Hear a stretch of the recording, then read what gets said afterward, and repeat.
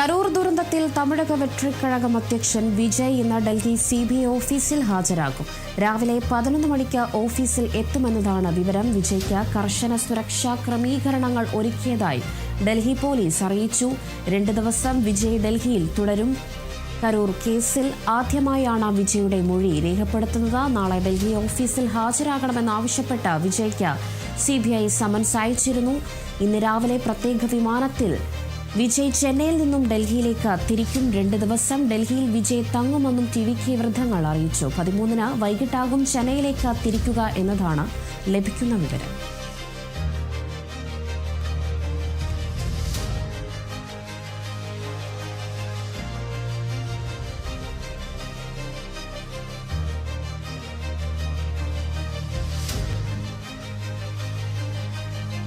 ഇന്ന് CBIക്ക് മുന്നിലേക്ക് തമിഴക വെട്രിക്കഴകം അധ്യക്ഷൻ വിജയ് ഇന്ന് എത്തുകയാണ്. 11 മണിക്ക് ഏകദേശം 11 മണിയോടെ തന്നെ വിജയ് ഇന്ന് ഹാജരാകും.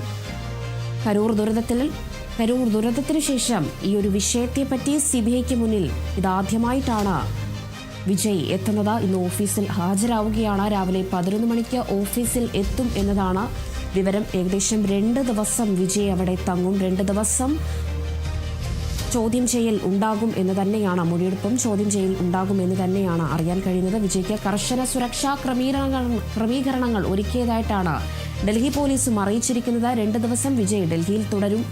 കരൂർ കേസിൽ ആദ്യമായിട്ടാണ് വിജയുടെ ഒരു മൊഴി രേഖപ്പെടുത്തുന്നത്. നാളെ ഡൽഹി ഓഫീസിൽ ഇന്ന് ഡൽഹി ഓഫീസിൽ ഹാജരാവണമെന്ന് ആവശ്യപ്പെട്ടിരുന്നു. വിജയ്ക്ക് CBI സമൻസ് അയച്ചിരുന്നു. ഇന്ന് രാവിലെ പ്രത്യേക വിമാനത്തിൽ വിജയ് ചെന്നൈയിൽ നിന്നും ഡൽഹിയിലേക്ക് തിരിക്കും എന്നതാണ് മനസ്സിലാക്കാൻ കഴിയുന്നത്. 2 ദിവസം വിജയ് അവിടെ തങ്ങും. 2 ദിവസം വിജയ്ക്ക് അവിടെ മൊഴിയെടുപ്പും മറ്റു ചോദ്യം ചെയ്യലുമൊക്കെ ഉണ്ടാകും എന്ന് തന്നെയാണ് അറിയാൻ കഴിയുന്നത്. 13-ന് ചെന്നൈയിലേക്ക് വിജയ് തിരിച്ചു പോകും എന്ന് തന്നെയാണ് അറിയുന്നത്.